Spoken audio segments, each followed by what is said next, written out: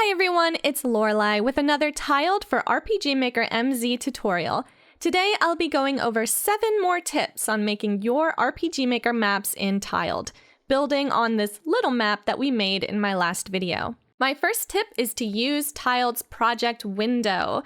The project window lets you see all of your maps and tile sets for your particular project in one convenient location. You don't need to go to File Open to find your maps. You don't have to sort through all of these tile sets in order to edit them. You can just find them right here, double-click to open. It's just a very small quality of life addition that a lot of people might overlook. To set up a project, all you have to do is go to File, New Project, locate your game folder, or you could go right outside your game folder, name it, and save. I've already got a project called Tile Tutorial, so I'll just replace that real quick. If you do not see your project over on the left here, what you can do is go to View, Toolbars, Project. My second tip is another quality of life feature, and that is the Autocrop map function. As you can guess by the name, this lets you crop your map based off a boundary that you specify. I like this feature because I can make my maps really big, design them how I want, and then clip the edges off when I'm done. So let's go ahead and do that with this map. I'm going to make a new tile layer. It can be anywhere, and I'm just going to call it crop. Then I can choose any tile. It really does not matter what tile. I'll go ahead and pick this one, and I'm going to draw the boundary that I want it to crop to. So something like this. Once you've specified your boundary, you can go to Map, Auto Crop, and it automatically shrinks your map to those edges. Do note that it uses the current layer you have selected to make its crop. So if I undo that and I click a different layer, how about a waterfall, and I auto crop to this, it's going to crop out everything except for the waterfall, which definitely is not what we want. So make sure you are on the right layer here. And then we can go ahead and delete the crop layer. Don't need it anymore. An alternative to this process is to go to Map, Resize Map, and this lets you specify a specific width and height, and then you can move around your map to show how you want it to be cropped. This way is fine, but I think auto crop is just a little bit faster. Just make sure we go back to our RPG Maker map and make sure that the map size is the same as our new size, which I'll go back to Resize Map, is 26 by 37. So 26 by 37. Okay, third tip. I was asked how to make pathways look a little bit more natural, more like maybe a parallax map than a path you would make in RPG Maker. After all, we are using Tiled to take our mapping to the next level. We probably want to avoid a certain RPG Maker look, and that's totally fair. There are a few ways that we can accomplish that, and I urge you to try to get creative and see what else you can do. But I'm going to go over 2 ways we can make some fun paths. My first tip is to take advantage of Tiled's terrain sets. You are able to make some unique shapes that are otherwise difficult to make in RPG Maker. So I'm going to make a new layer, and I'm going to call this Stone Path. And I'm going to make a path just as you would expect, except I'm going to try to use some shapes that you normally don't get to make in RPG Maker, unless you really go out of your way to do so. A big thing is having that little bit of grass in between our paths. That's really hard to do in RPG Maker with those auto tiles. So I recommend just trying to get a little creative, a little quirky, if you will. You can also go directly into the tile set and make some unique shapes that way. You could pick this little circle shape and put this around. It's really up to you. One other thing you could do is put an auto tile behind an auto tile. So I have this, I'm calling it dirt. It's really the sand from, is it this one? It's really this sand, I guess, but I made it a little darker in Photoshop. I'm gonna save this. And then underneath our stone path, I can add a new tile layer, call it dirt path, and get our terrain set and just add some dirt underneath our stone. Again, this is just something that's just a little bit different than what you can achieve in RPG Maker. And I realized that these stone paths that I grabbed from the tile set, I actually wanted this one, which has a transparent border and not the grassy border. Now, I'm not saying you can't achieve this look in RPG Maker. Obviously, it's still tiles. You can, of course, replicate this in RPG Maker, but rather it's unique and it's different, and you're not going to see many RPG Maker games that do something like this. But if you're not a fan of this look, what you could do is make your path the way you would in a regular parallax map, and then add that path as an image layer. So let's try that. What we're going to want to do is do the same thing that we did with this glow graphic that we made in the previous video by exporting our map as an image and editing it directly on that. Now, one thing we do need to do before I can export this image is I actually do have to get rid of this glow image. And the reason for that is because when we cropped our map, it did not resize this image. The image is still the size of our previous map size, the 45 by 45. In fact, you can see here that its horizontal offset, instead of being 0, 0, it is now minus 432. And that just shows how big this image is compared to the rest of the map.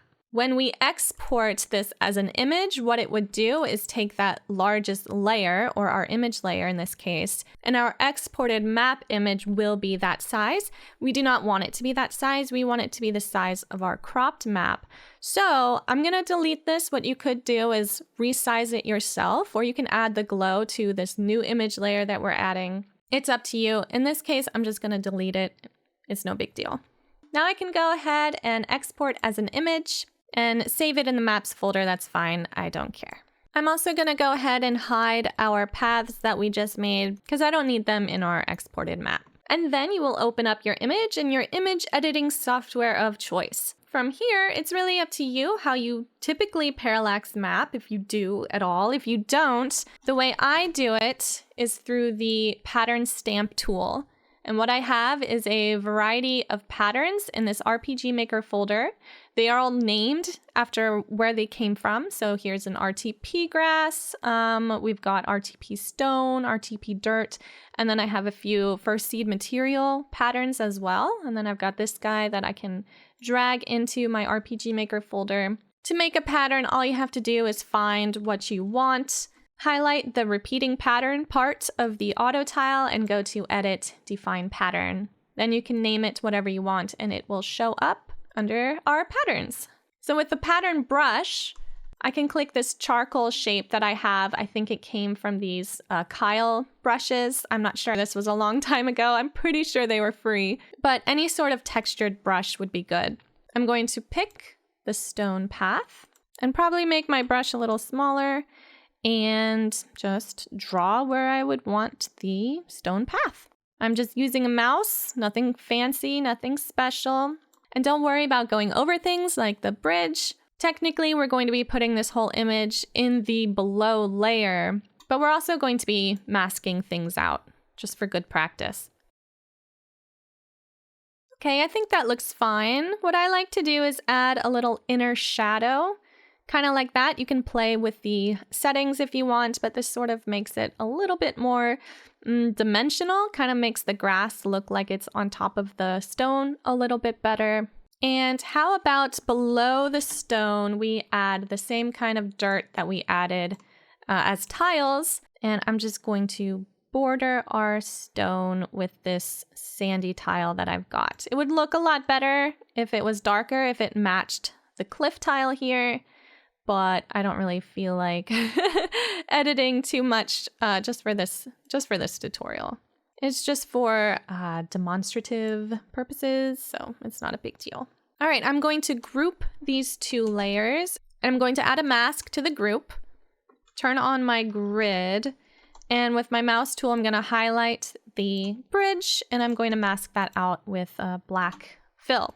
It's already going to appear underneath the waterfall, so that doesn't matter. And then I'm going to just erase what's on top of the cliff there. Actually, I need to turn off snapping. Because then your brush gets caught on the grid and it's not very pretty. There, that's fine. There, that looks good. When you're done, we can hide the base layer and then export this into our parallaxes folder, just like we did with the image layer in my last video. So we're gonna call this map 4 ground. Then we go into tiled, go to new image layer. I'll call this ground para, like ground parallax. And under image, I'm going to find that parallax. And there it is. One important thing you have to do when you add the image layer is to go to custom properties, add, and say lock location, Boolean, and turn that to on. That will keep the image stuck to the map and not following around your character. So I'm going to save this and see how it looks in our game. Yeah, that looks fine.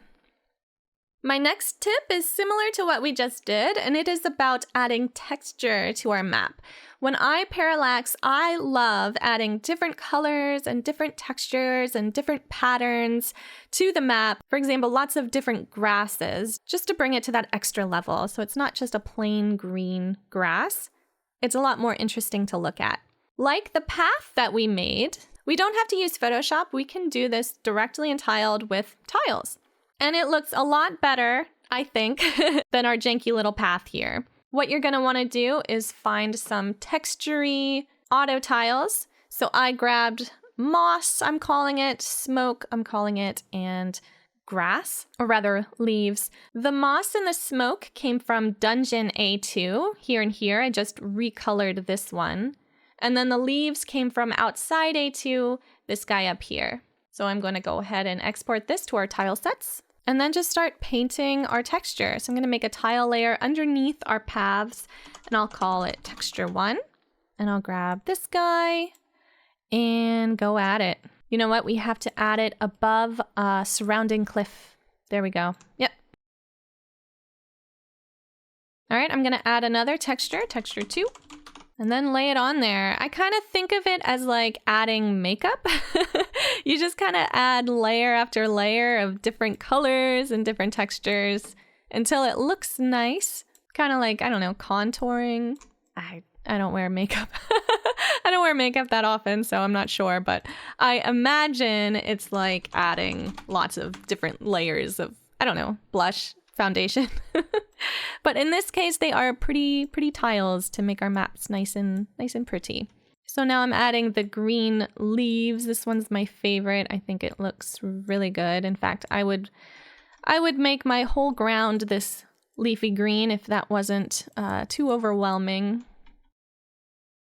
And I think that looks okay. I'm going to zoom in so I can erase some overlaps like this guy. I'm going to erase him and this guy just to clean it up a little bit so it doesn't look too messy. And I'm going to go ahead and add another texture on top of our path because that's going to make it look a little bit more rustic. Okay, now we can go ahead and preview this in our game, but it's going to show our parallax image because even though it's hidden, it's not really. So I'm going to add hidden in game Boolean and turn that on so that we don't see it when we view our tiles. Okay, what do you think? I think that looks okay. It could be the look that you're going for, you know? It works for that tiled look. If you're going for a typical JRPG that is very obviously tiled. And then once we add some trees and flowers, it's really going to look a lot better. But of course, just like our path, we can also do this in Photoshop or whatever image editing software you're using. So I'm going to open up Photoshop, go to our map, and I'm going to add a new layer on top of this group, show our map again, get my pattern brush and pick one of these grasses. I'm going to stick with RTP for now, so this one. And just like before, we're going to go at it. Just color in this grass. Don't worry about any overlaps because what we can do is mask that out. So we'll mask out the cliffs and we'll mask out the water. It's no big deal. And I'm going to make another layer for more grass. And it's kind of crazy, it's kind of nuts, but we're going to turn down the opacity. So it's not going to look that insane. If you were more of an artist than me, I am not an artist, but you could actually use this dark grass as shadows. That might really bring your map to life a little bit more. And then I'm going to add another layer of grass. Let's do, our leaves. One of my favorites. Okay, that looks fine. So now what I'm going to do is start lowering the opacity on these so that they are not distracting especially this dark one. Okay, that looks fine. So add all of these to a group, add a mask. We're gonna go to our base layer, get the magic wand tool, and just hold down shift while you spam click all the brown. That is our cliff, so we can mask out our cliff and also the water. And then in our mask, I'll use the fill tool to get rid of that. And I'll go ahead and save this. Back in tiled, I'm gonna show our ground. I'm gonna hide all of our tiled paths and grass. And we have to go to map reload to see our new picture. Looks good, but we have to move it above surrounding cliff. There we go. Oh, I didn't mask out the transparent area. 1 second. Let me do that. There we go. All right, what do you think? I'd argue that it looks fairly similar to the textures that we added with tiles. In fact, I kind of like the textures we added with tiles a little bit better. Maybe a combination is the way to go. We can turn on all these textures in addition to our parallax. That might be a bit much. So I'll hide these and we'll go ahead and see how this looks in the game. I'm gonna turn off hidden in game and let's see. It looks okay. It looks a bit much. So what we're gonna have to do is lower the opacity of our image by a lot, I think. So maybe by like 50% for the whole group that already has opacity lowered. Save that and then see how that looks again. Okay, that's a lot better. Now it's a lot more subtle. In fact, I might just crank it up a little bit. Just a little bit. There we go. And try this. Okay, a happy medium, I think. My next tip is a tool in tiled that is a huge time saver. So usually when I map, I like to sprinkle what I call foliage all around the map. So things like these grasses or flowers, I'll just pick a grass, sprinkle it around, pick another grass and sprinkle it around. And that is fine. I can still do that, but tiled adds a really kind of neat way to do that. At least I think it's neat. I'm gonna make a new tile layer. I'm gonna call it grass. Click one of these grasses and then hold Control to click another one. And now that I have two, of course, I could put two on the map at the same time, or there's a little button up here called Random Mode. And if I turn that on, you're gonna see that our grass is now being randomly chosen between the two that we have selected over here. I don't know if you can see it very well, but I can zoom in and you can see that every time I move, it chooses a different grass for me. So before, when I would click a grass and fill it in and then another grass and fill it in, now I can just click one grass, well, click two technically with Control, and then just start clicking around and it will randomize the grasses for me. And I just think that's really neat. Alternatively, instead of clicking, you can use the shape tool and just fill out the whole area where you want your grasses to be. Now, this is obviously kind of crazy. Doesn't look very good, so I'm gonna undo that. There is a better way of doing something like that. If I go into this tile set and click one of the grasses, you can see over here probability. This is the weighted probability of it showing up relative to the other tiles that you have selected. So these two grasses have the same probability. They have an equal chance of appearing. Well, what you could do is find an empty tile. Just remember that it is the empty tile that needs to stay empty, and set its probability really high, maybe like 10, so that when I go back here, I can select these two grasses and that empty space. And when I use my shape tool, it uses that empty space a lot more often than any of those grasses, so it looks a lot better. Now I can just fill in our little spaces with my shape tool, and it will automatically fill in some grasses for me.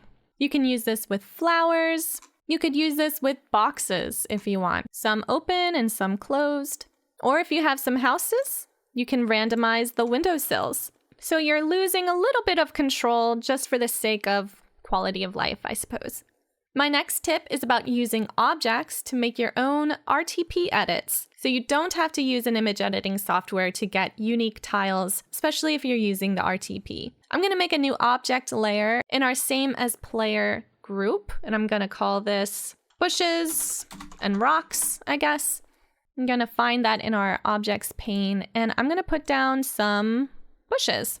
Snap is turned off, so I can put these bushes anywhere I want off grid. I don't really need too many here. And I'm also going to add some rocks. Then, to make these look all a little bit different, I'm going to add another object layer and call it, I don't know, overlay items, I guess. So let's think of what we want on our bushes. Well, probably some flowers, right? We can put some flowers on our bushes. Just like that. How about a pink flower? And it's such a small thing, but it's kind of what we're using tiled for. It's convenient. We don't have to make these edits directly in Photoshop. That would actually take up a lot of tile spaces when we can just combine them with objects. I'm going to add some little grasses to our rocks here. In fact, I can add this thing that kind of looks like moss you can put on the rock.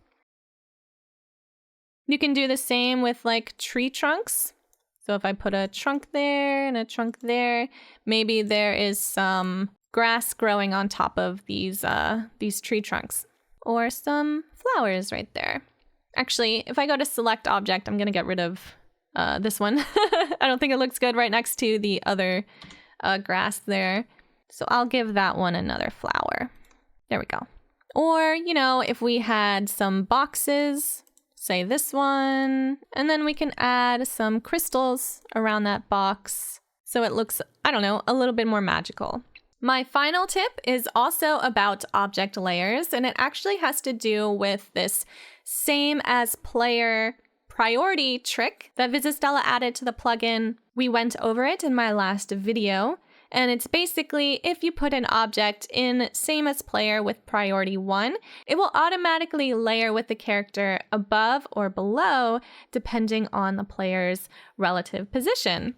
We used these crystals to demonstrate that, but maybe this was obvious to everyone else, but I discovered that you could actually use larger tiles for larger objects. So before, all of our objects had to be one tile in size because that's really all you can select. If I want to add this tree as an object, just so that it layers with the character like it should, I can't, right? Because it's 4 tiles, but it's only giving me 1 here. But you can make a tile set that fits this tree as 1 tile. So in Photoshop, I took out that tree. Tiled lets you use any size tile sets, so I made another cell and I put the smaller tree in here. So this is a 2-cell tile set that is 96 by 96. You can add this to your project by going to New Tile Set and then just making sure that the tile width and height are 96 by 96, which I've got here. So when I go to my same as player object and I go to my New Tile Set, I can click this tree and it will let me place the whole tree, and the layering works just as you would expect. Again, super obvious, but it did not occur to me until recently. I tried it out and it worked and I was very excited. So let's just put down a few trees here. We don't have to go crazy with the trees. But they're so easy to place, right? So why not go a little crazy? I know in parallax mapping, I end up alt-shifting and dragging them all over the place, ending up with hundreds of trees and hundreds of layers, and Photoshop just slows down to a crawl. And I just noticed that these objects need to go away. Go away. You're ruining my tree. But in tiled, I can seem to add as many of these as I want and it doesn't slow down. Now, that's not to say that it's not going to be slow in our game. So it's something to be mindful of. Just make sure you are keeping track of your frames in your game and delete some things if you need to. But another thing I really like is what you just saw here is that I put this tree on top, but it automatically layered itself to go below it. So I can put this tree here and it'll automatically go behind it. If this was in Photoshop, I would have to blindly search through all of my layers and drag things around to reorder them. I'm not saying that parallaxing is bad or I'm never doing it again. I'm just saying I'm very appreciative of the quality of life that tiled has given me. I'm hoping to be able to complete a whole game just using tiled. So hopefully I don't come across any issues and that everything will be smooth sailing, but We'll see, I guess. Now, just like I mentioned in my last video though, you do still need to add collision to these trees and make sure that you are adding collision to the correct layer, right? We've got system 0, 1, and 2, right? We've got 3 levels here. So down here would be system 0 collision, up here is system 1 collision, and up here is system 2 collision. Of course, it depends on how your map is set up. Just make sure you're putting the collision in the right spot. I also mentioned in the last video that it might be worth using these more precise collision flags, simply because these trees are off-grid. Sometimes a full tile collision just isn't going to do it. In this case, that's fine, but this tree up here, it's very hard for me to find a place for a full tile collision. In this case, what I would probably do is maybe this tile here. So it is impassable up here, but you can go left and right, and you can still go behind it without being able to pass through this little spot there. So I'm going to save this, and we're going to see how it looks in game. Okay, so we can go behind the tree and then over the tree, and it automatically layers for us, which is great. Especially these trees, sometimes there's clipping if you put the top 2 tiles on the above player level. Depending on the size of your sprite, there can be clipping involved at the top of their heads. I do have to experiment with larger sprites because I haven't experimented with that yet. And here you can see how the collision is much better than if it was a full tile collision. There is one more thing that I do want to do with this map before I end the video, and it's not important, but I want to do it anyway. And that is, I'm going to grab these cliff tiles and I'm going to put them at the bottom of our floating island here so that it looks better than how it looks now. So I'm going to turn snap back on. And before I even do anything here, I'm going to add a mask and make it sort of fade into nothing, I guess. That's how floating islands work, right? I'm going to duplicate this 3 times.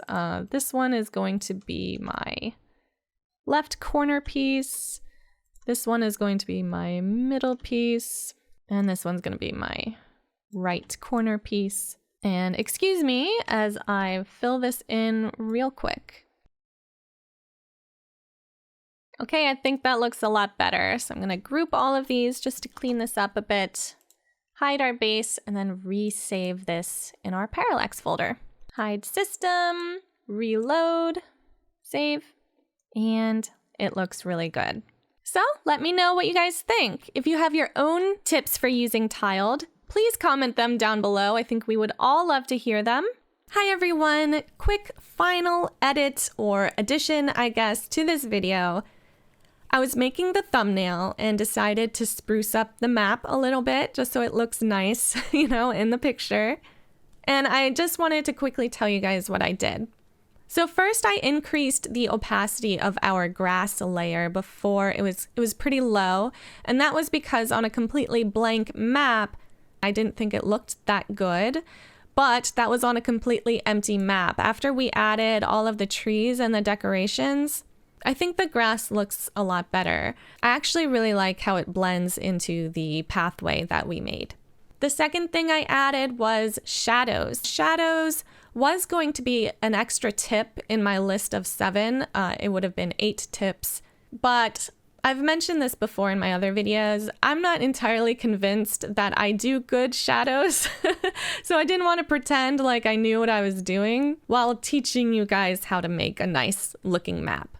But basically all I do is I find where I assume the light source is, which is up here. You can tell in the RTP they actually add shadows. So maybe the light's actually coming from over here. Now that I'm looking at the shadows underneath the trees, they kind of go that direction. See, this is why I didn't want to teach shadows.